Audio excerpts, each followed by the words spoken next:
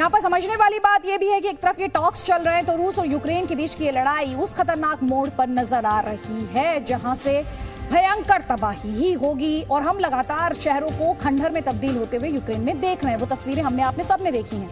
34 दिन की जंग के बाद भी कैपिटल कीव उसने घुटने नहीं टेके हैं। लड़ाई वहां जारी है। रूस की बौखलाहट उसे लेकर साफ दिखाई दे रही है। शांति के लिए प्रेसिडेंट ज़ेलेंस्की की शर्तों पर व्लादिमीर पुतिन भड़के और उन्होंने यूक्रेन को बर्बाद करने की धमकी दी। तो वहीं क्रेमलिन के प्रवक्ता ने साफ कह दिया कि अगर रूस पर खतरा बढ़ा तो परमाणु हमले से भी रशिया पीछे नहीं हटेगा।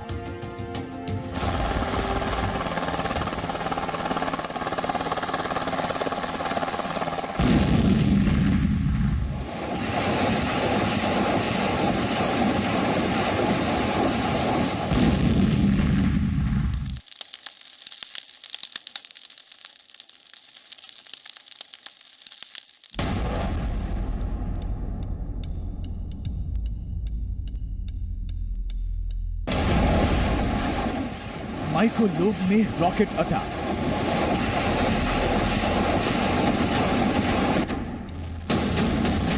रूस के हमले में तबाह हुई सरकारी इमारत।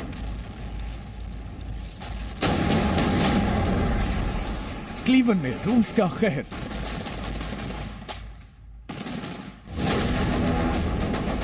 धू धू कर जला तेल डिपो।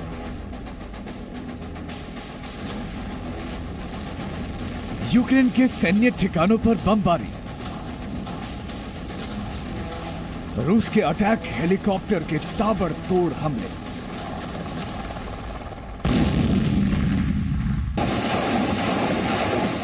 रॉकेट लॉन्चर से मल्टीपल प्रहार।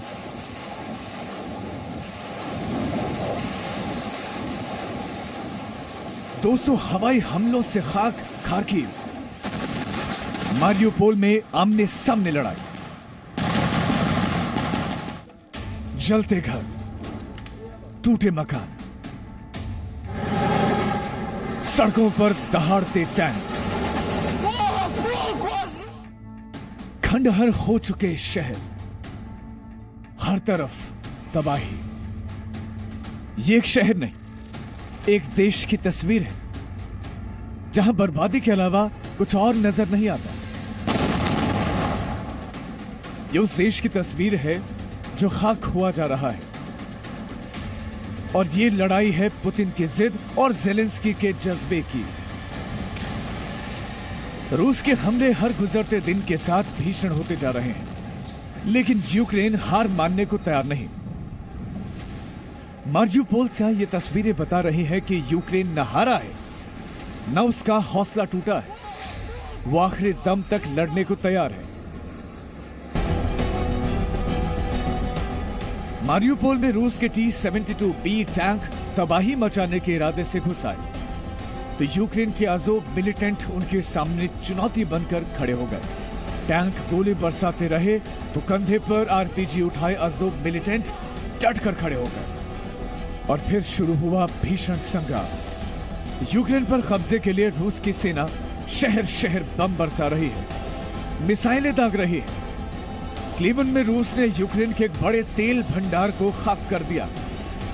क्रूज मिसाइल से हुए इस हमले में यह तेल डिपो पूरी तरह खाक हो चुका है। 24 फरवरी को ही रूस ने यूक्रेन को घुटने पर लाने के लिए 10,000 स्पेशल फोर्सेस भेज दी थी और ये स्पेशल फोर्स रूस के सैन्य ठिकानों को पूरी तरह तबाह कर देने पर आमादा है।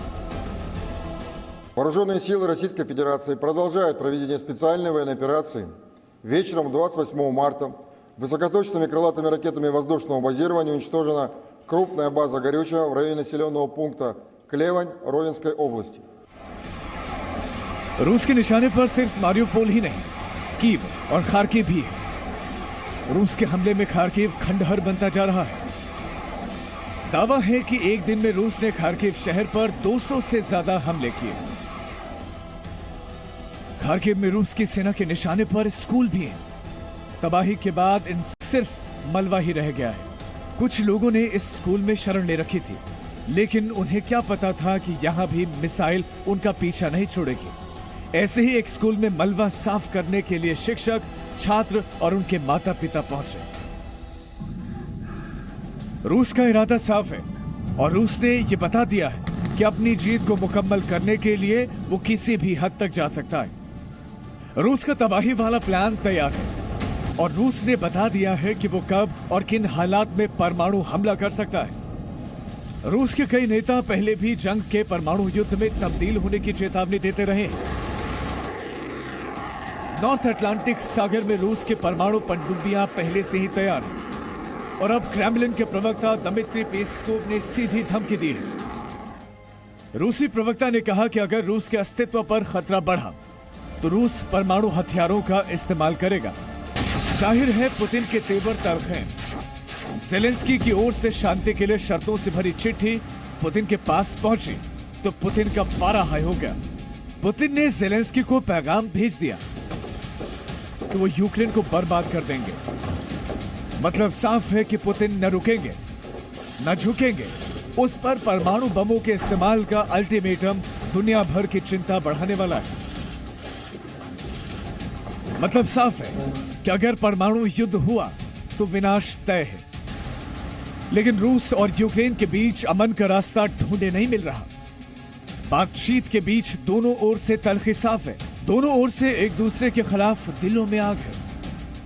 और अब जिस तरह से रूस ने परमाणु हमले को लेकर अपने इरादे बता दिए वो पूरी दुनिया को परेशान करने वाला है, क्योंकि परमाणु हमला हुआ तो प्रलय तय है। Bureau report, C media. Presenting B News app, available on Google Play and App Store. Download it now.